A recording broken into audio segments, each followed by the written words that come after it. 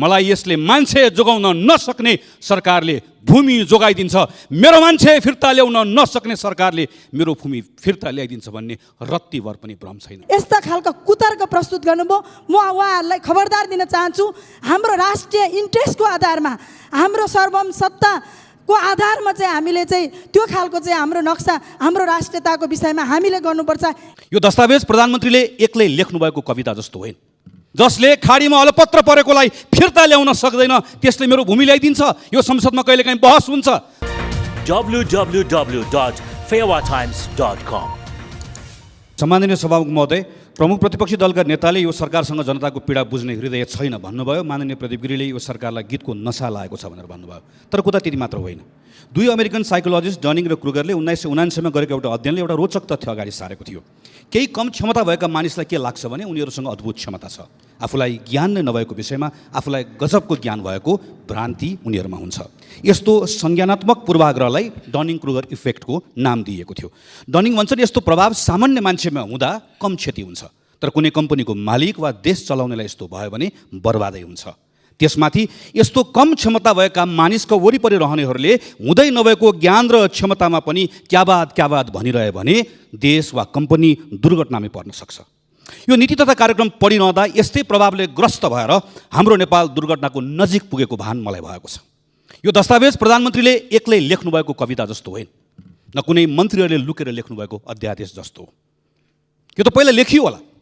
सचिव, मन्त्री, प्रधानमन्त्रीको टिम अनि प्रधानमन्त्रीले यहाँ ल्याउनुभन्दा पहिला पटक पटक पढ्नुभयो होला, हेर्नुभयो होला। यो महामारीले गर्दा विश्वको व्यवस्था र अवस्थामा कसरी खलबल ल्याएको छ यसबाट हामी अछुतो होइन, हामी झन् बढी प्रभावित भएका छौँ, हुँदै जानेछौँ भनेर यो दस्तावेज लेख्दै गर्दा कसैले भनेन। नागरिकको खल्ती खाली हुँदा यसले घरको खुत्रुके मात्र रित्तिने होइन, देशको ढुकुटी पनि रित्तिसक्यो, त्यसैले यस्तो बेला यो पनि गरिनेछ त्यो पनि गरिनेछ भनेर नलेखौँ भनेर कसैले भनेन। घरभित्र र बाहिरको आपूर्ति प्रणाली अस्तव्यस्त हुँदै गर्दा बारीदेखि भकारीसम्म प्रभावित भएको यो बेलामा लामो गन्थन नलेखौँ, तत्काल बारी र भकारीको प्रभावलाई कम कसरी गर्ने यो लेखौँ भनेर कसैले भनेन। रोजगारी वृद्धि हुन्छ नेपालको समृद्धि भन्ने नारा लेखिँदै गर्दा सभामुख महोदय यही 2 महिनामा लाखौँ मानिस जो हिजो रोजगारी पाएका थिए उनी बेरोजगारी भइसके भनेर कसैले भनेन। भोकले कोही मर्दैन, कोही भोकै हुँदैन भन्ने नारा लेख्दै गर्दा भोकले मरिसके भनेर कसैले भनेन। सरकारको अभूतपूर्व कामले सङ्क्रमण नियन्त्रण भयो भनेर लेखिरहँदा सङ्क्रमण कम भएको होइन, परीक्षण कम भएको भनेर कसैले भनेन।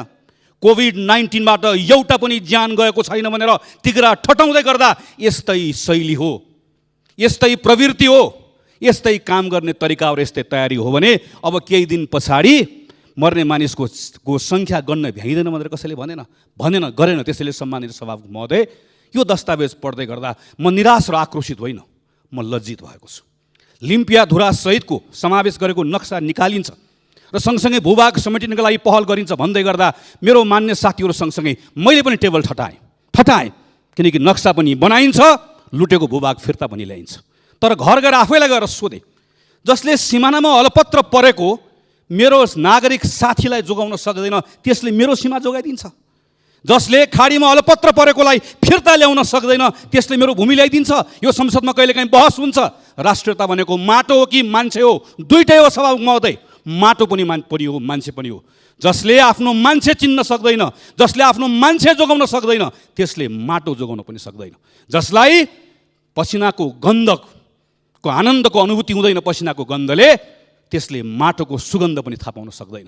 त्यसैले मलाई यसले मान्छे जोगाउन नसक्ने सरकारले भूमि जोगाइदिन्छ, मेरो मान्छे फिर्ता ल्याउन नसक्ने सरकारले मेरो भूमि फिर्ता ल्याइदिन्छ भन्ने रत्तीभर पनि भ्रम छैन। धन्यवाद। सम्माननीय सभामुख महोदय, कोरोना भाइरस महामारीले सिर्जित आर्थिक अर्थतन्त्रलाई बाहिर ल्याउनको निम्ति वर्तमान परिस्थितिलाई मध्यनजर गर्दै देशको अर्थतन्त्रलाई मध्यनजर राख्दै प्रष्ट ढङ्गले सम्माननीय राष्ट्रपतिज्यूले जुन खालको चाहिँ नीति कार्यक्रम प्रस्तुत गर्नुभएको छ, सम्बोधन गर्नुभएको छ, म पूर्ण रूपमा हार्दिक धन्यवाद दिँदै समर्थन जाहेर गर्न चाहन्छु। विशेष गरी म 3टा कुरालाई जोड्न चाहन्छु, शिक्षा र स्वास्थ्य र कृषिको विषयमा राख्न चाहन्छु। आज स्वास्थ्यमा जुन ढङ्गले सरकारले प्राथमिकताको साथ कार्यक्रम ल्याएको छ यो पूर्ण रूपमा कार्यान्वयनको निम्ति बजेटमा कार्यान्वयन होस् भन्ने कुरामा म जोडदार माग पनि गर्न चाहन्छु। तर त्यसो बनिरहँदा आज जुन ढङ्गले निजी अस्पतालद्वारा विगत कोरोनाको महामारीबाट उपचार नपाएर विभिन्न खालका समाचारहरू आए त्यहाँबाट हामीलाई दुःखी बनाएको छ। त्यसकारण म यो निजी अस्पताल र निजी अस्पतालबाट सञ्चालन सम्पूर्ण मेडिकल कलेजहरूलाई राष्ट्रियकरण गर्नको निम्ति जोडदार माग गर्न चाहन्छु। किनभने यो मेरो मात्रै माग होइनन्, सम्पूर्ण नेपाली जनता र नेपाली समाजका प्रभुत्व वर्गहरूको माग पनि हो। त्यसकारण निजी सञ्चालकहरूको सम्पत्तिको मूल्याङ्कन गर्न, निजी चाहिँ त्यसको सम्पत्ति फिर्ता गर्नको निम्ति उच्च स्तरीय समिति समेत गठन गरी बजेटले सम्बोधन होस् भन्ने कुरा राख्न चाहन्छु। त्यसै गरी शिक्षा आज विश्वविद्यालय र विद्यालयहरू लामो समयदेखि बन्द भइरहेको अवस्था छ। त्यसले गर्दा डिजिटल सूचना प्रविधिलाई हामीले जोड दिनुपर्नेछ र त्यसको निम्ति आगामी बजेटमा त्यो डिजिटल एजुकेसनलाई विशेष ढङ्गले प्याकेजको व्यवस्था गर्नको निम्ति पनि म जोडदार माग गर्न चाहन्छु। आज चाहिँ सीमित वर्गका छोराछोरीहरू जो उच्च वर्गको छोराछोरीहरूले मात्रै यसको पहुँच लिएको अवस्था छ। त्यसकारण दुर्गम ग्रामीण क्षेत्रका गरिब किसान मजदुरका छोराछोरीहरू डिजिटल शिक्षाबाट वञ्चित हुनुपर्ने अवस्था छ। त्यसकारण धनी र गरिब बिचको विभेदलाई सम्बोधन हुने खालको डिजिटल डिभाइडलाई बढ्दै गएको अवस्थालाई यसको निम्ति प्याकेजको कार्यक्रम ल्याउनको निम्ति म जोडदार माग गर्न चाहन्छु। अर्को कुरा, जुन ढङ्गले आज कृषिमा जुन स्वागत योग्य कार्यक्रम सरकारले प्रस्तुत गर्नुभएको छ यतिले मात्रै सीमित हुँदैन।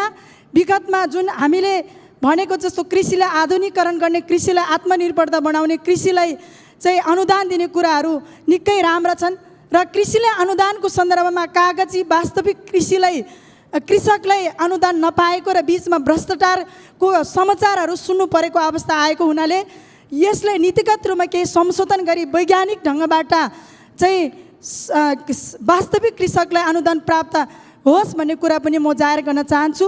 यो हाम्रो संविधान समाजवाद उन्मुख छ। हाम्रो संविधानले शिक्षा स्वास्थ्यलाई ग्यारेन्टी, खाद्यान्नलाई ग्यारेन्टीको कुरा लिएको छ भने अब कोरोना पछाडि हाम्रो सरकारले विशेष ढङ्गको प्रगतिशील चाहिँ एउटा कार्यक्रम प्याकेज सहित सिङ्गो जनतालाई सम्बोधन गर्नुहुनेछ भन्ने कुरामा पूर्ण आशा व्यक्त गर्न चाहन्छु।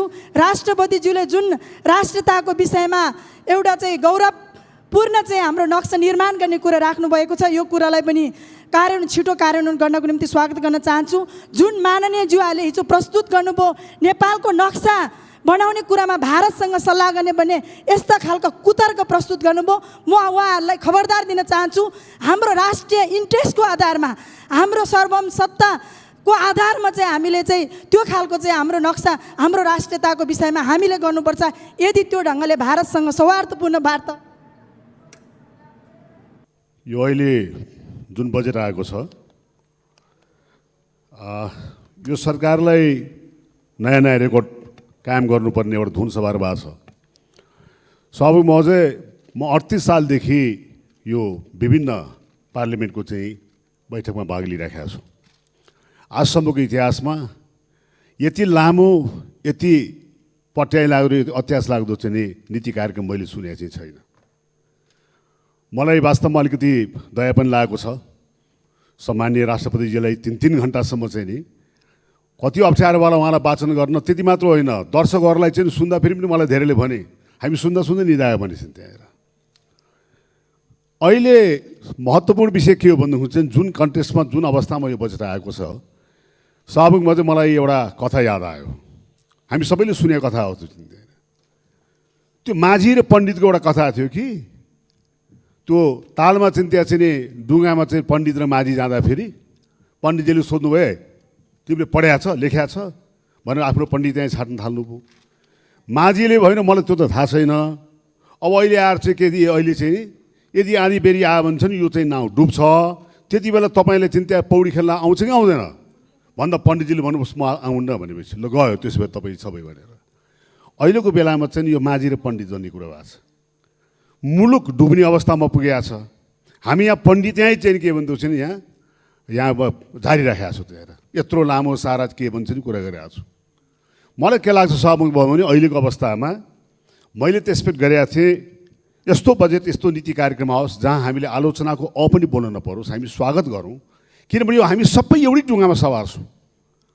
यो अहिले सरकार भोलि फस्छ अथवा सरकार भोलि सिद्धिन्छ, हाम्रो पालो आउँछ भन्ने अवस्थै छैन।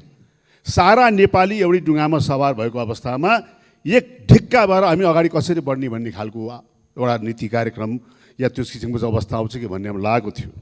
र मलाई के लाग्थ्यो भने यो त यत्रो लामो छोड्नुहोस्, 2 लाइनको नीति कार्यक्रम आउनुपर्ने जस्तो मलाई लागेको थियो।